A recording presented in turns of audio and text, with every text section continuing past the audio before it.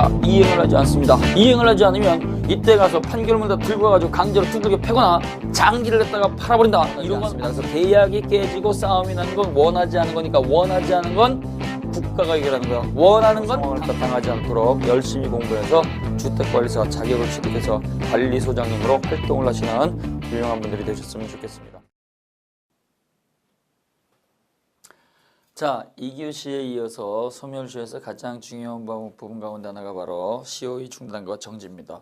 이 시효의 중단과 정지는요, 요거는 100% 나오죠. 자, 그래서 소멸시효 중단이라고 하는 게 있어요. 자, 소멸시효, 시효 중단이라고 하는 게 있는데, 이 중단이라고 하는 건요, 중단 사유가 굉장히 중요하죠. 자, 소멸시효, 권리 불행사의 모습을 갖다가 쭉 가지고 있으면 권리를 행사하지 않았으니까 소멸시효는 계속 진행이 됩니다. 언제부터 진행이 되냐? 권리가 발생한 때로부터 진행하는 거예요. 권리가 발생하지 않으면 소멸시효는 진행할 여지가 없습니다. 그럼 이게 권리가 발생한 때로부터 쭉 진행을 하고 있어서 권리 불행사의 모습을 갖고 있다가 어느 날 갑자기 권리를 행사하기 시작하는 거죠. 권리를 딱 행사하게 되면 그때는 소멸시효가 진행되는 게 아니고 바로 중단이 돼버립니다. 자, 그래서 소멸시효 중단 사유를 기억을 하셔야 돼요. 중단 사유. 시효의 중단 사유는 크게 세 가지가 있습니다. 청구라고 하는 게 있죠. 청구. 그 다음에 압류. 그 다음에 가압류. 그 다음에 가처분이라고 하는 게 있어요. 가처분. 그 다음에 승인이라고 하는 게 있죠. 승인. 자, 여기 있는데요. 청구, 압류, 가압류, 가처분. 요 두 가지는 채권자가 하는 거예요. 채권자가. 그래서 채권자의 청구가 있거나 채권자의 압류, 가압류, 가처분이 있었을 때는 시효는 중단이 된다.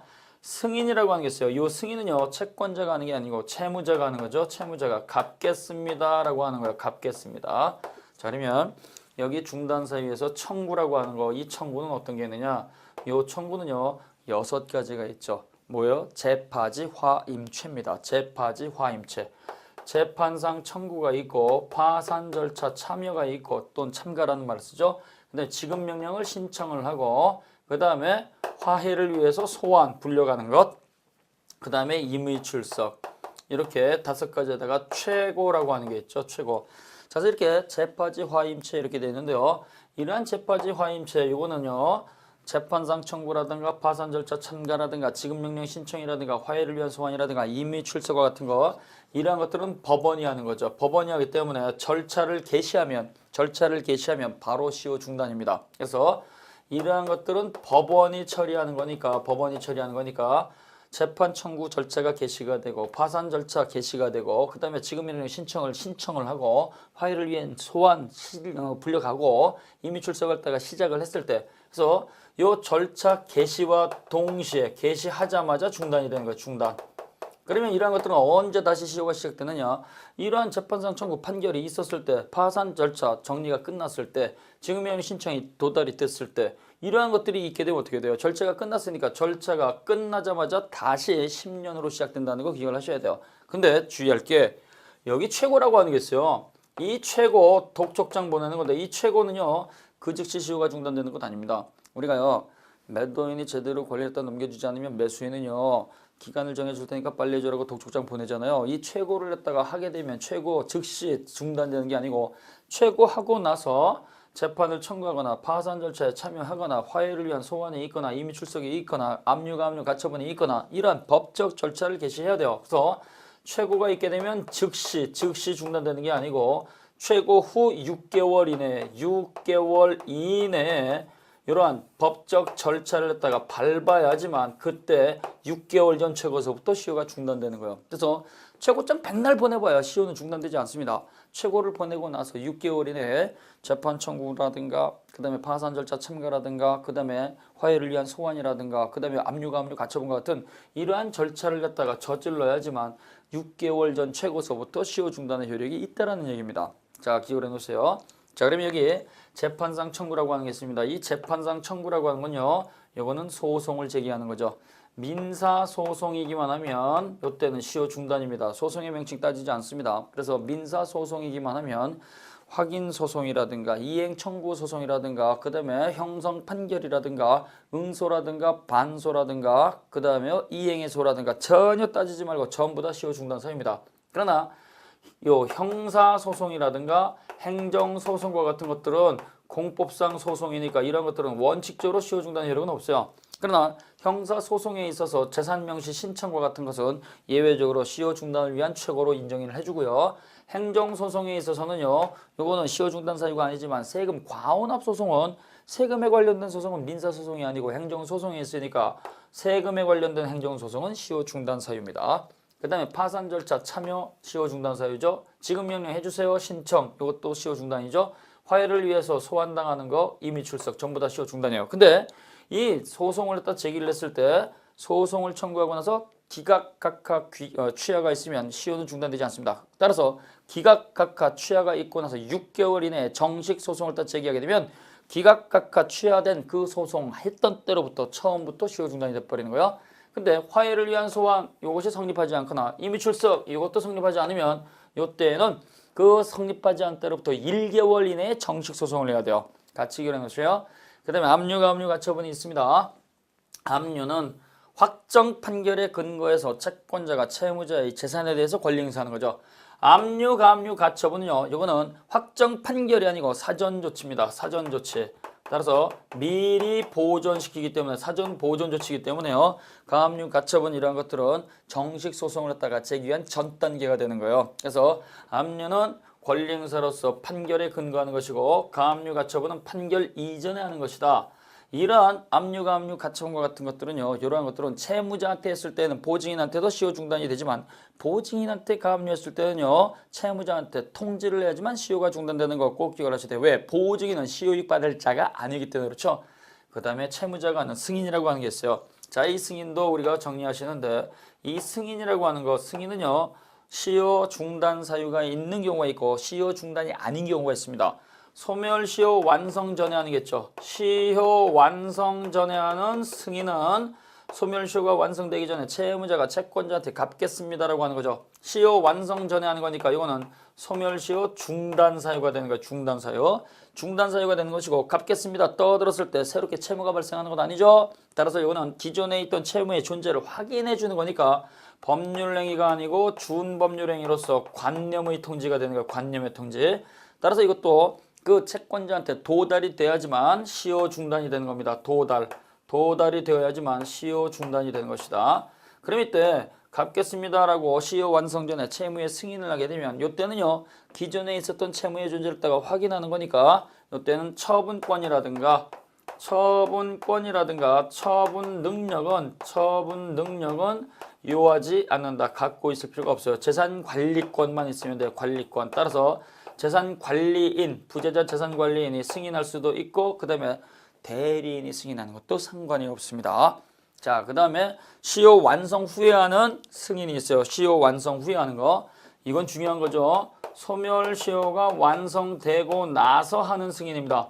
따라서 시효가 완성되고 나서 승인을 했다 하는 거니까 이건 중단의 효력이 없어요. 중단의 효력이 없고 이미 시효는 완성이 된 거예요. 완성이 된 것이고 이건 시효이익 포기가 되는 거죠. 소멸시효가 완성이 돼서 갚지 않아도 되지만 그걸 갚겠습니다라고 하는 거니까 이거는 소멸시효 이익을 포기하는 것이다. 시효이익을 포기했으니까 없던 채무를 갖다 새롭게 발생시키는 거죠. 없던 채무를 갖다 새롭게 발생시키는 거니까 이건 준법률행위가 아닙니다. 준법률행위가 아니고 이건 법률행위죠. 법률행위로서 상대방 있는 단독행위가 되는 거예요. 상대방이 있는 단독행위. 따라서 시효가 완성이 돼서 안 갚아도 되는데 갚겠습니다라고 시효이익을 포기했으니까 완성 전에 하는 것과 달리 여기는 처분권이라든가 처분 능력이 있어야 된다 없어야 된다? 처분 능력이 있어야 된다는 얘기예요. 처분권이라든가 처분 능력 반드시 갖고 있어야 돼요. 이러한 완성 전에 하는 승인이라든가 완성 후에 하는 승인 어쨌든 이건 전부 다 갚겠습니다라고 해서 채무 의무를 늘리는 거니까 미성년자라든가 제한능력자가 단독으로 하게 되면 이때는 어떻게 돼요? 이런 미성년자 같은 제한능력자는요 단독으로 승인할 수가 없고 단독으로 승인하게 되면 제한능력을 이유로 당연히 취소할 수가 있다. 같이 정리하셔야 돼요. 자, 이게 시효의 중단 사유입니다. 그럼 이렇게 시효가 중단이 돼버리면 시효 중단의 효과는 어떻게 되냐 이거죠. 시효 중단의 효과는요 시간적 효력이 있고 사람에 대한 효력이 있습니다. 시간적 효력은 소급효죠. 그래서 소멸시효가 중단이 되면 소멸시효 중단에 대한 시간의 효력이죠. 시간의 효력은 소급효입니다. 따라서 그 이전에 경과가 있던 그 기간은 되돌아가서 전부 다 없애버린다는 얘기예요. 없애버리고 시효 중단 절차가 끝나면 다시 시작하는 거죠. 그래서 청구를 했어요. 소송 재판을 갖다 청구하고 확정 판결이 있어요. 그럼 그 판결이 떨어진 그때로부터 10년 다시 시작한다는 거죠. 따라서 1년짜리 3년짜리 이렇게 단기 소멸시효라고 하더라도 정식 재판을 갖다 청구해가지고 다시 확정 판결이 있으면 확정 판결이 있던 때로부터 10년으로 다시 시작한다는 얘기예요. 그러나 종전에 20년짜리는 청구가 있고 판결이 있다고 해서 10년으로 줄어들지 않습니다. 단기에 적용되는 것만 10년으로 늘어난 거예요. 어찌됐든 간에 중단의 효력은 시간에 관해서는 소급표가 인정이 된다. 따라서 권리 불행사의 기간을 갖다가 전부 다 없애버리고 다시 시작하는 거기 때문에요. 비소급이다 그러면 이미 권리 그 불행사 기간을 갖다가 그걸 없애버리지 못하기 때문에 합산이 된다는 결론이 돼버리는 거예요. 그래서 중단의 효력은 소급표가 있다. 소급표가 있으니까 어떻게 돼요? 되돌아가서 없애버리는 거예요. 갑이라고 하는 사람이 권리가 있습니다. 요 권리가 발생이 됐어요. 요 권리가 발생이 돼가지고 갑이 채권자인데요. 권리가 발생이 되고 요게 10년짜리 일반 채권이었어요. 3년 동안 가만히 있었어요. 3년 동안 가만히 있다가 3년 요때 법원에 가서 소송을 제기한 거죠. 소송을 딱 제기하게 되면 어떻게 돼요? 시효가 중단되는 거, 멈춰 있는 거죠. 그 다음에 판결이 떨어졌습니다. 그러면 이때부터 다시 시작한다는 얘기가 다시 몇 년? 10년이죠. 그래서 이렇게 다시 10년을 갖다 시작을 하기 때문에 시효 중단이 있으면 판결이 떨어져서 다시 시작하게 되면 이미 경과했던 권리 불행사의 기간 요 3년을 갖다가 요 10년에다가 합산시켜 준 게 아니고 되돌아가서 전부 다 없애버리고 제로로 만들고 다시 시작한다는 얘기예요. 이게 소급표죠. 그 다음에 사람에 대한 효력이 있어요. 자, 이 사람에 대한 효력이 있는데요. 시효 중단의 효력은요. 당사자와 승계인에게만 영향을 미칩니다. 자, 그래서 시효 중단이 있었을 때 소멸시효가 중단이 돼버리면 그 사람에 대한 효력은 요거는 원칙과 예외 나눠서 구별을 하셔야 돼요. 시효 중단의 효력은 원칙적으로 당사자와 그 승계인에게만 영향을 미칩니다. 당사자와 그 승계인에게만 영향을 미쳐요. 따라서 제3자한테는 원칙적으로 영향을 미치지 않습니다. 제3자에게는 영향이 없다. 그리고 이제 당사자가 그러는데요. 당사자는 저질러 놓은 사람들이겠죠. 그 다음에 승계인은 누구예요? 승계인은 특정 승계인 또는 포괄 승계인을 말하는 거예요. 그래서 이때 승계인은 특정 승계인이 될 수도 있고 포괄 승계인이 될 수도 있다. 같이 기억을 해 놓으셔야 됩니다. 자, 그러면 이런 경우가 있어요. 갑이라고 하는 분이 이렇게 있는데 A라고 하는 강도를 갖다가 만나가지고 이렇게 생명 침해가 있었습니다. 강도를 만나서 돌아가신 거죠. 해가지고 강도에 의해서 생명 침해가 있었고 이때 불법 행위가 저질러진 거예요. 불법 행위가 저질러져가지고 돌아가시게 되면 당연히 이분이 내가 사망했으니까 물어내라고 하는 손해배상 청구권을 주장할 수 있어야 되는데요. 돌아가셨으니까 그걸 못해요. 못하게 되면 어떻게 돼요? 이때 생명 침해를 따 이루한 손해배상 청구권, 요 손해배상 청구권을 갖다가 상속인들이 상속을 받습니다. B라든가 C라든가 D라든가 이렇게 세 명의 직계비속이 상속을 받았어요. 그럼 이때 손해배상 청구권은요. 이거는 불법행위를 따 이유한 것이고 소멸시효가 적용이 되는데요. 불법행위를 이유한 것은 원칙이 10년이고 그 불법의 원인을 갖다가 알았거나 가해자를 갖다 붙들게 되면 3년으로 줄죠. 3년이 돼버렸어요. 3년. 그래서 이때 3분의 1씩 이렇게 지분을 가지고 상속을 받았는데요. 이걸 행사하지 않고 있다가 상속인 가운데 한 사람이 요 사람을 따 상대로 해가지고 물어내 청구를 했습니다. 근데 이 청구를 했다가 한 시점이 2년 10개월이에요. 그럼 2개월밖에 안 남았죠. 이랬을 때 요 사람이 급하게 중단을 시켜버리게 되면 이 중단의 효력은 다른 상속인들도 중단의 효력을 받느냐? 이 다른 상속인한테는 영향이 없다라는 얘기예요. 우리는 어디까지나 권리를 갖다가 부지런히 주장한 사람만 혜택을 갖다 보는 거기 때문에 그 당사자고 승계인만 중단의 효력을 갖습니다. 따라서 이 사람이 청구하게 되면 이 사람이 당사자사에서 중단이 되고요. 이 두 사람이 사망을 했다 그러면 그 상속인들이 그 효과를 떠안다는 얘기예요. 자, 근데 예외적으로 이러한 중단의 효력이 예외적으로 제3자에게도 인정되는 게 있어요. 예외적으로 중단의 효력이 제3자에게도 영향을 미치는 것은요. 어떠한 경우냐? 연대채무인 경우. 그 다음에 요역지가 지역권, 요역지. 요역지 소유자가 공유자인 경우. 그 다음에 채권자가 채무자한테 청구한 경우. 요 세 가지죠. 그래서 연대채무자. 이 연대채무 관계가 있어야 돼요. 연대채무. 연대채무에 있어서 채권자가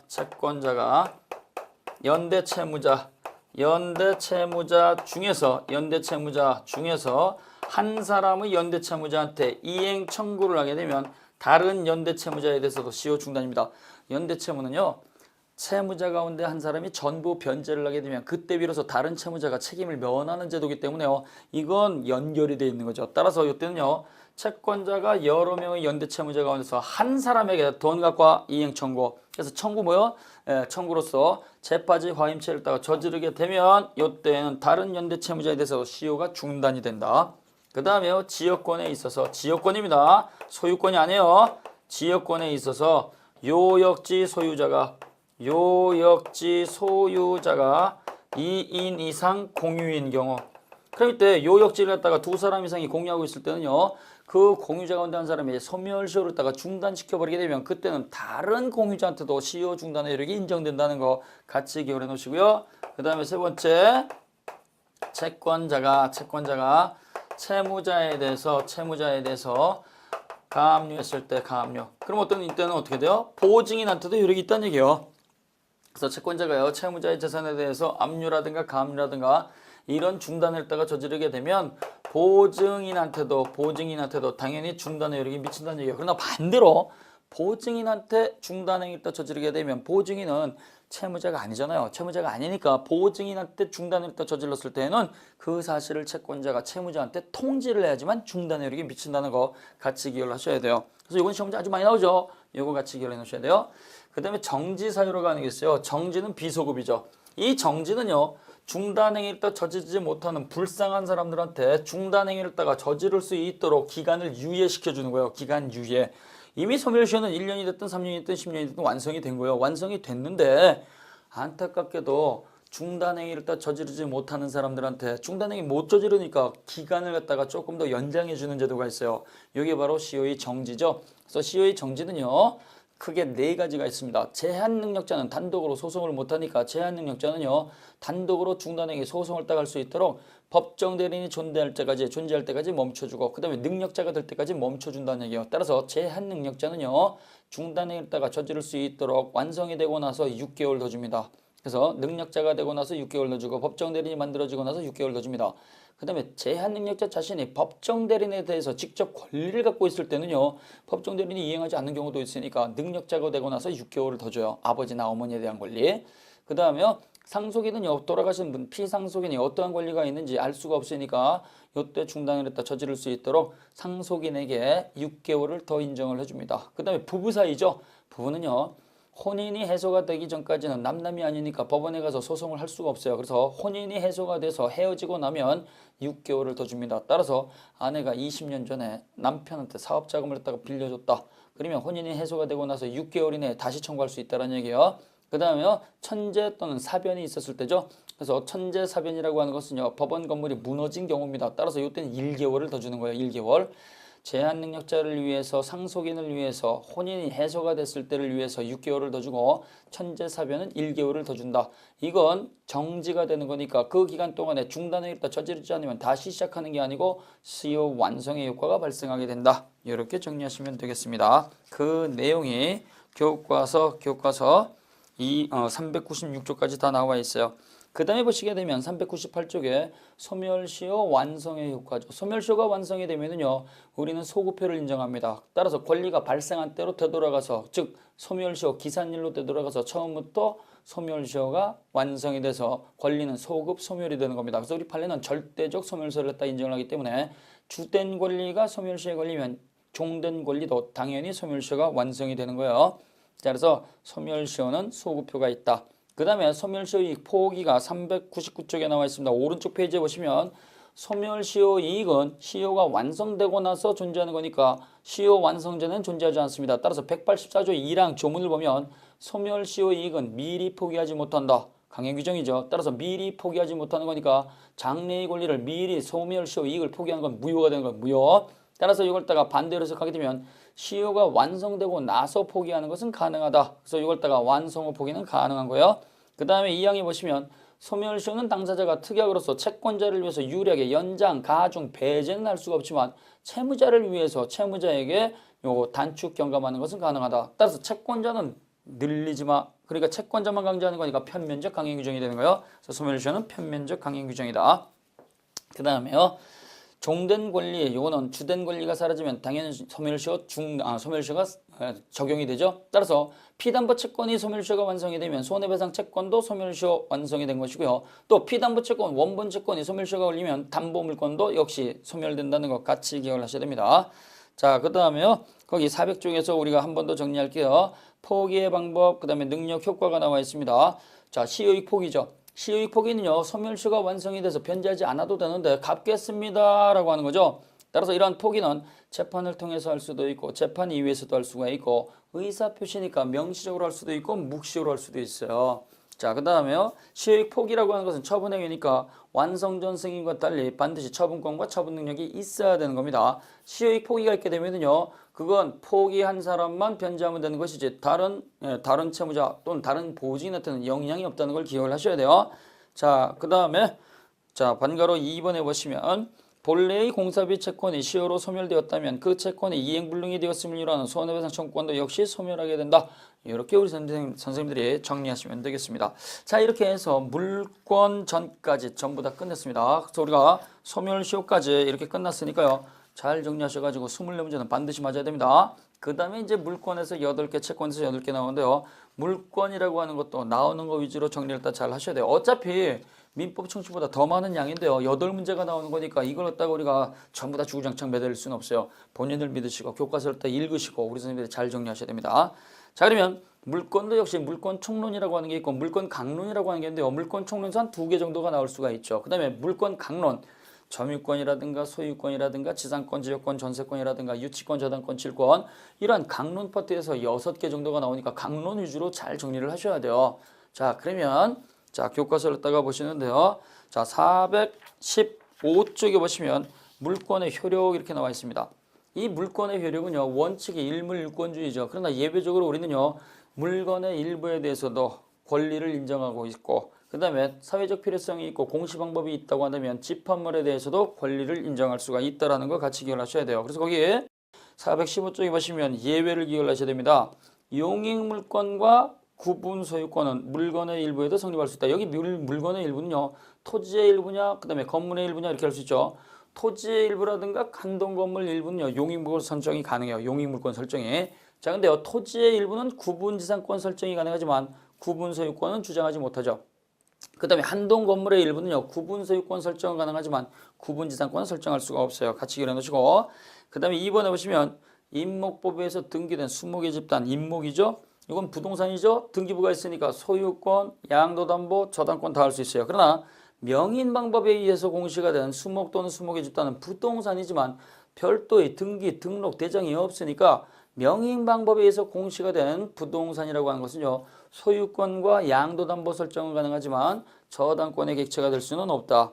그 다음에 3번 집합물이라고 하는 게 있어요. 이 집합물은요, 여러 개의 물건입니다. 법적으로는 여러 개의 물건인데 이걸 갖다가 공시 방법이 마련이 되어 있어서 성문법의 규정이 있거나 관습법이 인정을 해주면 이때는 한 개의 거래로 할 수 있어요. 한 개의 거래죠. 그래서 집합물은 법적으로는 여러 개의 물건이지만 거래상 하나로 취급해 줄 수 있다. 성문법에 의한 것이 있고 관습법에 의한 게 있는데요. 성문법에 의한 것은요, 공장재단 저당권, 그 다음에 광업재단 저당권이죠. 이러한 것들은 공장재단 저당법이라든가 광업재단 저당법이 있으니까 이거는 공장재산 전체라든가 광산재산 전체에 대해서 한 개의 저당권 설정할 수 있어요. 그래서 공장을 갖다가 운영하는 사장님이 공장재산 전체에 대해서 저당권 하나 설정을 하겠습니다. 이게 된다는 얘기예요. 왜? 성문법에 존재하는 거니까. 그러면 이 공장재산이라든가 광산재산 전체에 대해서 저당권을 다 설정을 하게 되면 설정 당시에 존재하지 않았던 물건이라든가 재료라든가 기계라든가 그 다음에 차량 운반과 같은 것들이 뒤늦게 들어왔다고 하더라도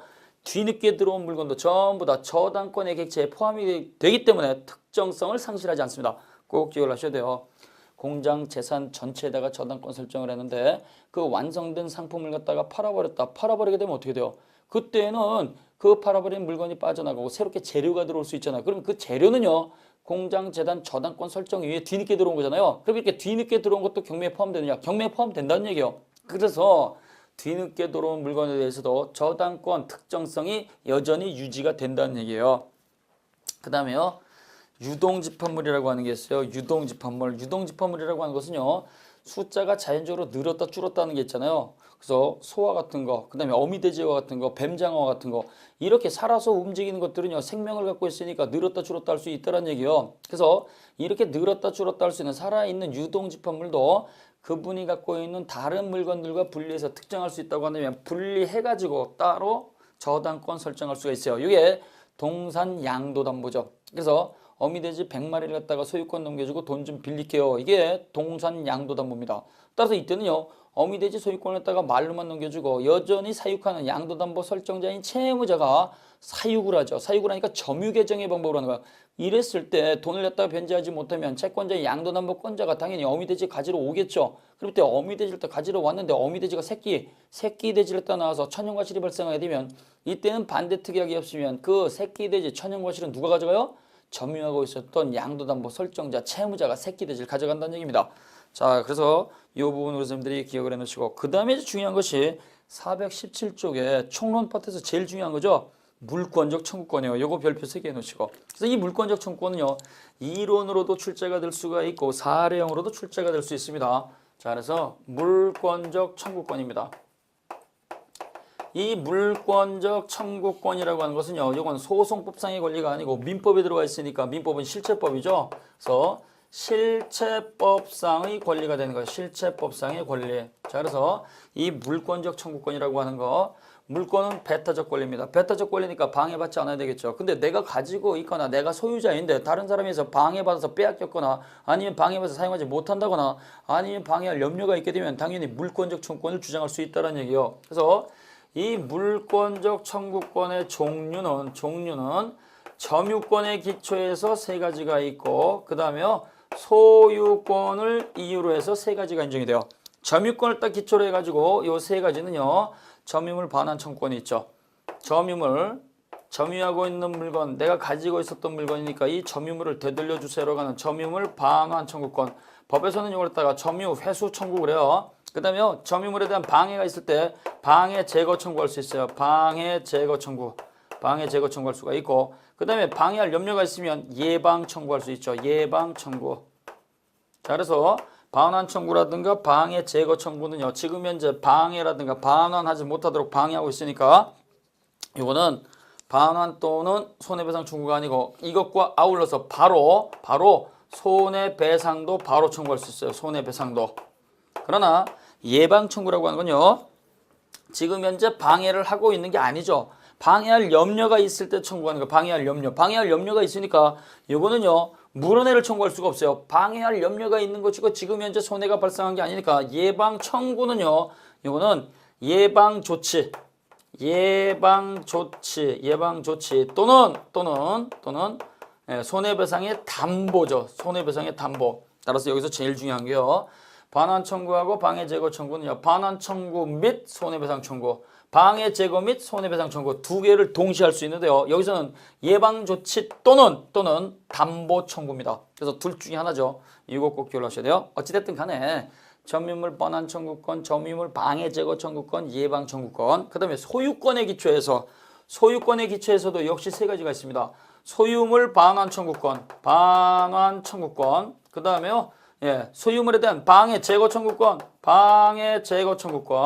그 다음에요 방해 염려가 있으면 방해 예방 청구권, 이렇게 3가지를 갖다 인정할 수 있다는 얘기예요. 그래서 우리는 물권적 청구권은요 물권은 방해받지 않아야 되니까 이렇게 물권을 갖다가 보호할 수 있도록 점유권의 기초에서 3가지가 있고 소유권의 기초에서 3가지가 있어요. 그러면 제한 물권은 어떻게 할 것이냐? 제한 물권은요 우리도 물권이니까 우리도 인정해줘 해가지고 우리는 소유권에 기초한 걸 갖다가 제한 물권에다가 그대로 준용을 해줍니다. 준용을 해줘요. 그럼 때 제한 물권은요 용의 물권으로서 지지전이 있었고 담보 물권으로서 그 다음에 유저질이 있었죠. 그럼 이때 요 지상권, 지역권, 전세권, 유치권, 저당권, 질권은 어떠한 물권적 청구권이냐 그것도 정리하셔야 돼요. 자, 지상권이라고 하는 게 있어요. 지상권이라든가 전세권 이런 것들은 빌려 쓰는 지상권자, 전세권자가 점유를 하고 있으니까 이러한 지상권과 전세권은 물권적 청구권 전부 다 3가지가 다 인정이 됩니다. 반환 청구, 방해 제거 청구, 예방 청구 다 할 수 있어요. 그래서 점유하고 있으니까. 그러나 지역권하고 저당권이라고 하는 게 있어요. 이 지역권하고 저당권이라고 하는 것은요, 이거는 점유를 수반하지 않죠. 점유를 수반하지 않으니까 이거는 반환 청구는 못하고, 되돌려 놔, 되돌려 줘, 반환 청구는 못하고, 방해 제거하고 방해 예방 청구 두 가지만 할 수 있어요. 두 가지. 그 다음에 이제 질권이라고 하는 게 있고 유치권이라고 하는 게 있는데요. 질권, 요거는 준용 규정이 없습니다. 그래서 질권은 준용 규정이 없어요. 그러나 준용 규정은 없어도 우리 판례하고 학설은요, 세 가지를 전부 다 인정을 해줍니다. 따라서 질권자인 채권자가 동산을 갖다가 점유하고 있으니까 이때 소유권에 기초해서 반환 청구, 방해 제거 청구, 예방 청구 다 할 수 있어요. 질권은 준용 규정은 없지만, 갖다 쓴다는 준용 규정은 없지만 다 인정을 해준다. 그러나 유치권은 유치권에 기초한 물권적 청구권 자체가 없습니다. 또 유치권은 점유를 갖다 요건을 하기 때문에 점유를 상실하면 유치권 바로 소멸입니다. 따라서 유치권은 유치권에 기초한 물권적 청구권이 없다. 꼭 기억을 하셔야 돼요. 자, 이게 이제 물권적 청구권입니다. 자, 그래서 417쪽 처음 설명을 드렸던 거고요. 그럼 418쪽에 보시면 이러한 물권적 청구권은 어떠한 성질을 갖느냐? 채권으로서의 성질도 있고 물권으로서의 성질을 갖고 있습니다. 두 가지 성질을 다 갖고 있어요. 따라서 방해자 그놈에 대해서 방해 제거, 그 다음에 예방 청구, 반환 청구할 수 있기 때문에 특정인에 대해서 행사하는 거죠. 그래서 채권적 청구권의 성질을 갖고, 그 다음에 물권 자체의 자격에서 나오니까 역시 물권을 기초로 한다는 얘기예요. 그래서 두 가지 성질을 가지고 있다. 이러한 청구권, 물권적 청구권은요, 이 물권적 청구권은 채권으로서의 성질과 물권으로서의 성질을 동시에 갖고 있는데요. 이거는 청구권만 분리해서 양도하는 거 절대로 안 된다. 그래서 2번에 보시면 물권과 분리해서 현재 물권적 청구권만 갖다 독립해서 양도할 수가 없다. 따라서 기존의 매도인이 매수인한테 등기를 갖다 넘겨주었을 때에는 매도인은 방해하고 있는 사람에 대해서 소유권에 기초한 물권적 청구를 행사할 수가 없다. 그래서 이 물권적 청구권요, 현재의 물권자가 현재의 방해자에 대해서 청구한다는 거 꼭 기억을 하셔야 돼요. 그 다음에 3번, 물권이 존재하는 거니까 물권적 청구권만 독립해서 소멸시효 당연히 걸릴 수가 없어요. 그럼 이때 물권적 청구를 다 행사하게 되면 당연히 되돌려줘, 그 다음에 치워줘, 그 다음에 예방조치해줘. 그러면 비용이 나오겠죠. 이 비용은요, 언제나 상대방이 부담한다는 걸 기억을 하셔야 돼요. 갑이라고 한 사람의 토지에 을의 건물에서 간판이 떨어졌다. 천재지변, 태풍이 있어서 떨어졌다. 따라서 을이 잘못이 없다. 그렇다고 하더라도 고의과실과 상관이 없으니까 이때는 언제든지 간판 치워달라고 물권적 청구권 행사할 수 있는 거예요. 그러면 이때 포크레인이 와가지고 그 간판을 또 들어 올린다 그러면 당연히 방해하고 있는 그 상대방의 비용을 다 부담하는 것이지 그걸 다 치워줘라고 권리 행사한 이 사람이 부담하는 건 아니라는 얘기입니다. 자, 그래서 거기 밑에 보시면 행사의 요건입니다. 물권적 청구권은 현재의 권리자가 현재의 방해자에 대해서 청구하는 거니까 이거는 고의과실은 그 요건이 아니다. 항상 기억을 하셔야 되고, 그러나 고의과실이 있으면 어떻게 돼요? 그때는 불법행위가 성립해서 손해가 발생하게 되면 그때는 손해배상을 청구할 수 있는 거죠. 고의과실이 없으면 손해배상을 청구하지 못하고, 고의과실이 있어서 손해가 발생하면 그때는 손해배상도 동시에 청구할 수 있는 거예요. 자, 그 다음에 보시게 되면 420쪽에요. 420쪽에 물권 변동이 있습니다. 이 물권 변동은요, 186조에 의한 물권 변동이 있어요. 그래서 420쪽 밑에 보시면 물권 변동의 원인, 법률행위 의사 표시한 물권 변동은요, 이거는 등기를 갖다가 해야 되고 동사는 인도를 해야 됩니다. 왜? 법률행위는 의사 표시니까 두 사람은 할 수 있죠. 따라서 매도인 갑과 매수인 을 사이에서 부동산 매매 계약이 됐다. 그러면 매수인이 매도인에게 대금 전부 다 지급했다고 해서 소유권이 변동되는 게 아니에요. 따라서 이런 문제 조심하셔야 돼요. 매도인과 매수인 사이에서 매수인이 매도인에게 대금 지급을 완료하게 되면 매수인은 매도인에 대해서 소유권을 주장할 수 있다. 그러면 안 돼요. 등기 달라고 하는 채권자의 지위에 불과한 거기 때문에 등기를 넘겨받기 전에는 매수인은 절대로 어느 누구에게도 소유권 주장할 수가 없습니다. 그래서 부동산을 갖다가 사고 팔 때에는 반드시 대금 지급이 끝났다고 해가지고 등기가 없이 소유권 변동되는 게 아니라는 걸 꼭 기억을 하셔야 돼요. 그래서 무조건 부동산은 계약을 통해서 넘겨받을 때는 뭘 갖고 와야 된다? 등기. 그 다음에 동산은 등기부가 없죠. 등기부가 없으니까 동산은 뭘 갖고 와야 돼요? 물건 자체를 인도를 받아야 돼요. 그래서 186조에 의해서는 성립요건주의, 형식요건주의이기 때문에 우리는 부동산은 무조건 등기를 갖고 와야 되고 동산은 인도를 받아야 된다. 근데요, 187조 법규정에 의한 부동산 물권 변동은 등기를 손댈 필요가 없습니다. 자, 그래서 상속이 있었거나 공용징수가 있었거나 법원의 형성 판결이 있거나 경매가 있었을 때 기타 법규정이 있었을 때에는 부동산 물권 변동의 취득 상실은 등기를 손댈 필요가 없어요. 그러나 이걸 처분하기 위해서는 반드시 그 등기를 갖다가 갖추고 처분을 해야 된다는 거 기억을 하셔야 됩니다. 따라서 피상속인 사망이 있게 되면 상속인은 언제 부동산 소유권 취득하냐? 심장 정지 시 등기와 상관이 없이 소유권 취득이죠. 그 다음에 공용징수, 토지를 수용당했다. 그러면 어떻게 돼요? 국가로부터 수용보상금을 갖다가 지급받았을 때 그때 소유권 변동이 일어난다는 얘기예요. 그 다음에요. 판결이 있죠. 이때의 판결은 모든 판결이 아니에요. 형성 판결 하나죠. 그래서 형성 판결은 취소를 구합니다. 해제를 구합니다. 공유물 분할을 구합니다. 라고 하는 이러한 판결이고요. 이행 판결이라든가 권리 존재 부존재 확인 판결은요. 전부 다 등기가 꺼야 돼요. 그 다음에요. 우리가 경매가 있죠. 이때 경매는 법원에 의한 공경매를 했다가 말하는데요. 이때 법원에 의한 경매가 있게 되면 경락대금 완납 시 등기 가져올 필요가 없이 소유권 변동이 되는 거예요. 기타 법규정, 법정지상권이라든가 관습법상의 법정지상권이라든가 등기부 취득시효라든가 이런 것들은요. 등기할 필요가 없이 바로 소유권 취득이 되는 거죠. 같이 기억하셔야 돼요. 근데 여기 예외가 하나 있죠. 부동산 점유 취득 시효는요. 그 완성이 돼버리면 등기부상의 명의자한테 등기해달라고 하는 등기 청구권이 발생하기 때문에 부동산 점유 취득 시효는 등기 갖추어야지만, 즉 이전 등기를 하지만 원시 취득이 된다는 거 같이 기억을 하셔야 됩니다. 그래서 이러한 것들이 전부 다 물권 변동의 원인에 있어서 423쪽 2번에 나와 있는 겁니다. 423쪽 설명드렸으니까 잘 기억해 놓으세요.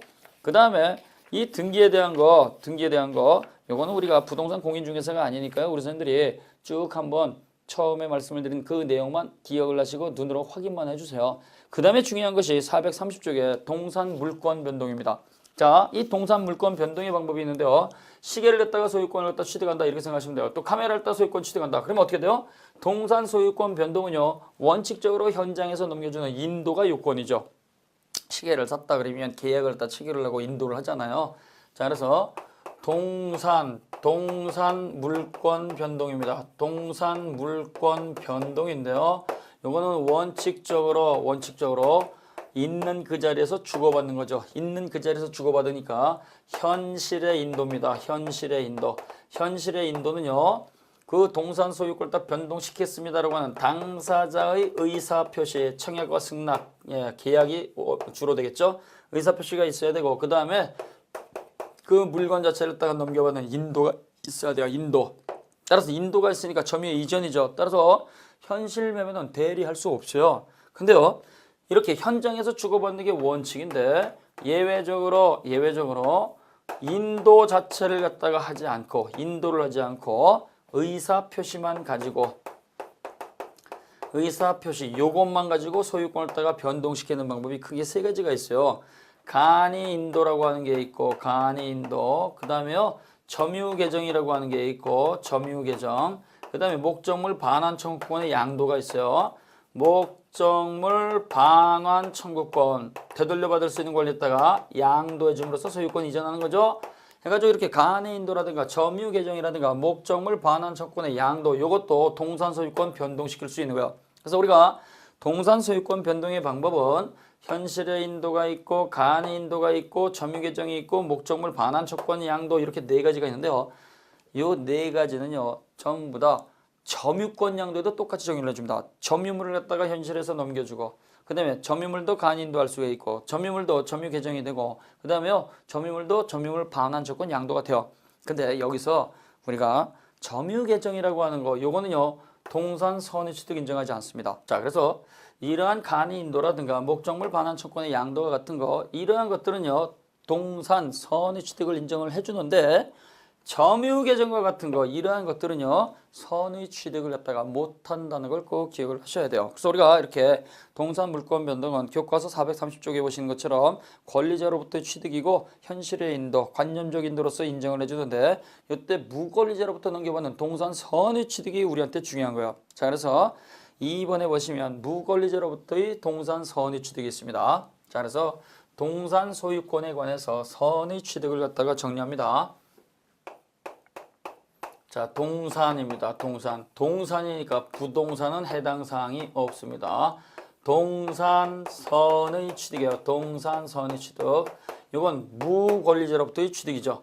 무권리자로부터의 취득이기 때문에 이거는 원시 취득입니다. 그래서 무권리자로부터 권리가 없는 자로부터 취득하는 거니까 법 규정에 의한 원시 취득이 되는 거, 원시 취득. 이러한 동산 선의 취득의 대상이 되는 권리는요. 어디까지나 소유권과 질권입니다. 소유권하고 질권은 선의 취득의 대상이 되는 것이고 다른 것들은 선의 취득할 수가 없어요. 자, 갑이라고 한 사람이 시계 가지고 있습니다. 이 시계를 을에게 빌려주었습니다. 시계를 갖다가 을이 빌려서 차고 있습니다. 그랬는데요. 이 시계를 갖다가 빌려서 차고 있는 을이 이걸 병이라고 한 요 사람한테 내 거야 라고 살래 청약을 하고 이걸 갖다가 살게 해가지고 매매를 했습니다.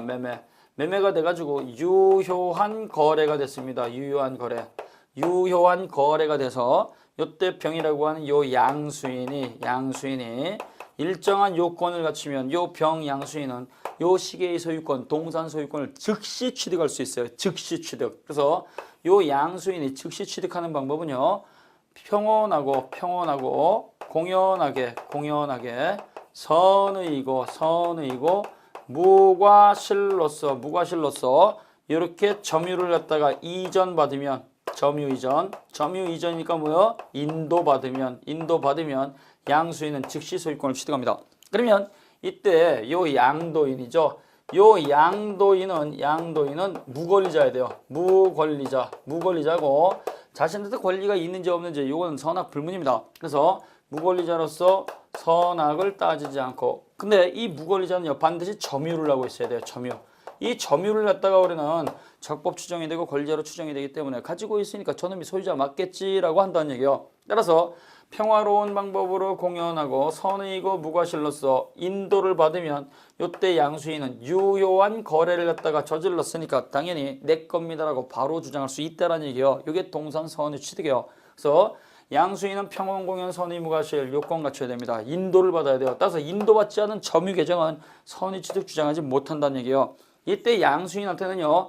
평온 공연 선의 세 가지가 추정이 되죠. 추정이 되니까 양수인은요 평화로운 방법으로 숨기지 않고 드러내놓고 그 다음에 모르고 넘겨받았을 것이다. 인정이 되기 때문에 양수인이 스스로 증명하는 게 아니고 평온 공연 선의 요 세 가지는 선의 취득을 부정하는 자 갑이라고 한 사람이 증명을 해야 돼요. 그러면 이때 무과실은 추정되지 않는다 그랬죠. 무과실 자체 잘못이 없다는 사실은 추정이 되지 않으니까 무과실은 선의 취득을 갖다 주장하는 양수인이 스스로 입증을 해야 돼요. 스스로 입증을 해야 된다. 그리고 여기서 중요한 게요. 이러한 동산 선의 취득은 거래 안전과 관련된 거니까 유효한 거래일 때만 보호받는 것이고 무효라든가 취소라든가 해제 사유가 있을 때에는 이때는 선의 취득 주장할 수 없어요. 또 무권 대리가 저질러졌을 때에도 무권 대리 상대방도 선의 취득 주장하지 못하고 또 제한 능력이 있었을 때 역시 취소 사유가 있으니까 역시 선의 취득 주장하지 못한다는 거죠. 유효한 거래행위니까 매매가 될 수도 있고 증여받을 수도 있고 경매가 될 수도 있어요. 경매 꼭 기억하세요. 그러면 이때 병이라고 하는 사람이 요 동산 선의 취득을 따라 경매를 통해서 낙찰을 받아 놓고 이때 그걸 원소유자에게 동산 선의 취득 받아서 이걸 다 내 건데 그 효과를 다 부정을 하고 되돌려 가세요, 되찾아 가세요 이렇게 주장하는 거 선의 취득의 효과를 부정하는 것은 이거는 허용되지 않는다. 같이 기억하셔야 됩니다. 자, 그래서 431조까지 설명을 갖다 드렸고요. 그 다음에 도품 유실물에 관한 특칙이 있어요. 자, 이 병이라고 한 사람이 동산 선의 취득을 해서 이렇게 물건을 갖다가 동산을 넘겨받았는데요. 이것이 을이 훔친 물건 도품이라든가 그 다음에 다른 사람이 잃어버린 물건 유실물을 갖다 팔았다. 그때는요. 그 재래시장에서 이걸 갖다가 거래를 통해서 갖고 왔거나 대리점에서 구매를 했거나 개인적으로 샀다거나 그러면 그때는 어떻게 돼요? 그때는 대가를 갖다가 지불을 했으니까 2년 이내에 대가를 갖다가 보상을 하고 되찾아갈 수 있습니다. 그래서 2년 이내